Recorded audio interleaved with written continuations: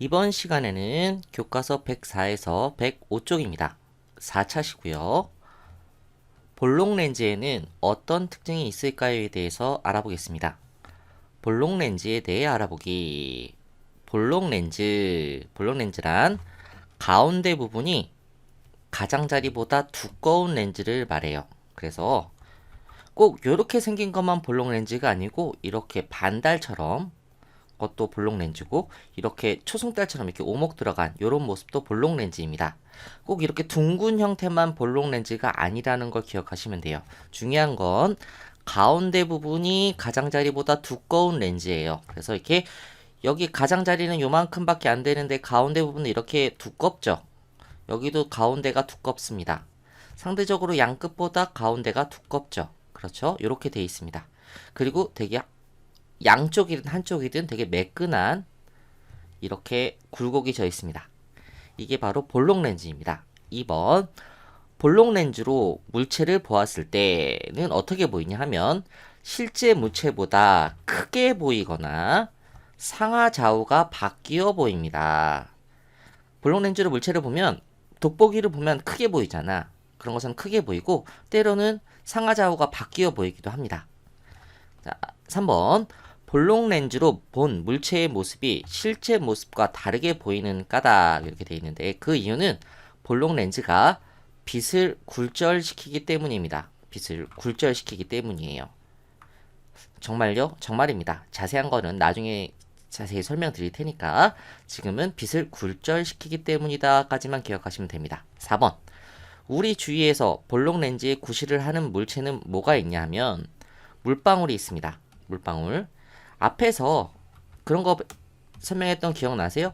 무지개가 생기는 이유는 물방울이 프리즘 역할을 하기 때문이다, 이렇게 얘기했죠. 프리즘이 뭐야? 빛이 굴절하는 거였잖아요. 마찬가지로 물방울이 볼록 렌즈 구실을 합니다. 빛을 굴절시키기 때문에. 그리고 유리 막대도 마찬가지 그렇습니다. 그리고 물이 담긴 어항도 그렇고요. 물이 담긴 둥근 유리잔도 그렇고, 물이 담긴 투명 지퍼백도 그렇습니다. 자, 여기서 공통적으로 여기를 보면은 모두 가운데 부분이 가장자리보다 두껍습니다. 그리고 빛을 통과시킬 수 있는 물체입니다. 볼록 렌즈가 그렇죠. 가운데 부분이 가장자리보다 두꺼운 것이잖아. 그렇죠? 그리고 투명하잖아, 렌즈는. 마찬가지로 이렇게 볼록 렌즈에 구실을 하는 물체 모두 가운데 부분이 가장자리보다 두껍고 빛을 통과시킬 수 있는 물체라는 걸 기억하시면 됩니다. 그럼 돋보기 안경을 볼게요. 아래. 그 할아버지, 할머니 이런 분들이 쓰는 안경인데요. 이런 분들은 멀리 있는 것은 잘 보이는데 가까이 있는 책 같은 거는 잘 안 보여. 그걸 맞춰주기 위해서 쓰는 안경이 바로 이 돋보기 안경입니다. 돋보기 안경인데 이게 볼록 렌즈로 만듭니다. 그래서 실제 물체를 보다 크게 만들어준다 그랬죠? 이렇게 작은 글씨가 이렇게 크게 보이는 거예요. 이해되셨죠? 그 다음에 물방울 이렇게 보면은 여기 이렇게 글자가 좀 더 커 보입니다. 여기 옆에 글자보다 이건 좀 확대해서 볼까요?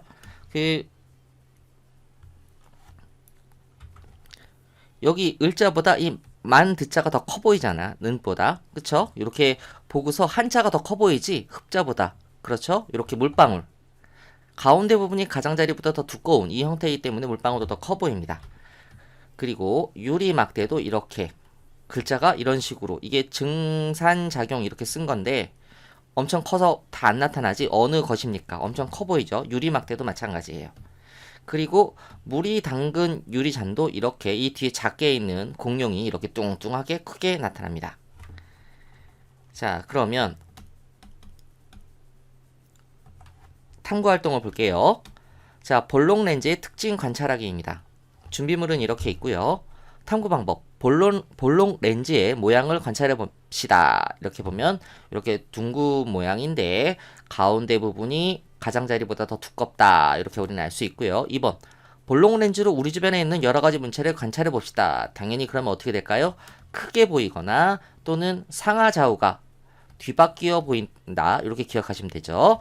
3번. 볼록 렌즈에 레이저 지시기에 빛을 비추고 볼록 렌즈의 양쪽 빈 공간에 분무기, 물을 뿌려주는 이걸 말하는데 분무기로 물을 뿌려 빛이 나아가는 모습을 관찰해 봅시다. 이렇게 볼록 렌즈에 있으면 레이저 지시기로 위치를 다르게 해서 빛을 비춰봅니다. 그때 분무기로 물을 뿌려주는 거예요. 왜 물을 뿌려주냐 하면 그 레이저 지시기에 빛이 나아가는 모습을 잘 보이게 하기 위해 분무기로 물을 뿌립니다. 이렇게 기억하시면 돼요.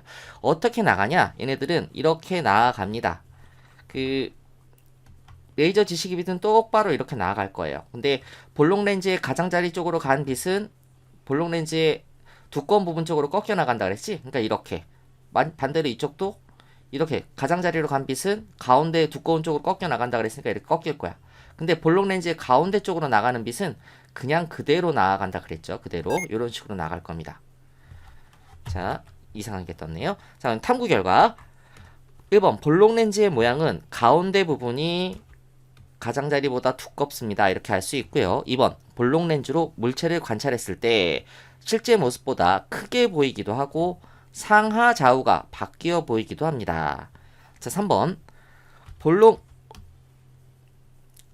렌즈에 레이저 지시기의 빛을 비추었을 때 볼록 렌즈의 가장자리를 통과한 빛은 두꺼운 가운데 부분으로 꺾여 나갑니다. 이렇게 두꺼운 가운데 부분으로 꺾여 나갑니다.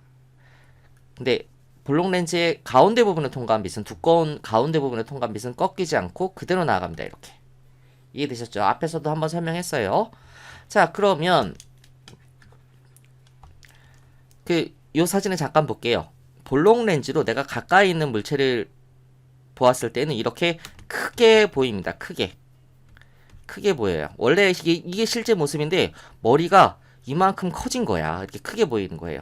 볼록 렌즈로 멀리 있는 물체를 보았을 때는 이렇게 상하 좌우로 뒤바뀌어 보일 때도 있습니다. 자, 봐. 얘가 머리가 얘는 위에 있는데 얘는 지금 머리가 아래에 있잖아. 책상이 아래에 있는데 얘는 책상이 위에 있잖아. 그렇죠? 이렇게 상하 좌우가 바뀌어 보이기도 한다는 거로 두 가지로 기억하셔야 됩니다. 생각해보기. 우리 생활에서 볼록 렌즈 구실을 하는 물체에는 무엇이 있을까요? 앞에서 했죠. 물방울, 유리막대, 물이 담긴 둥근 어항, 물이 담긴 둥근 유리잔, 물이 담긴 투명 지퍼백 등 이렇게 있습니다. 모두 가운데가 두껍고 그리고 투명하죠. 자, 빛이 통과할 수 있도록 투명합니다. 자, 이렇게까지 해서 이번 강의를 마치겠습니다. 수고하셨습니다.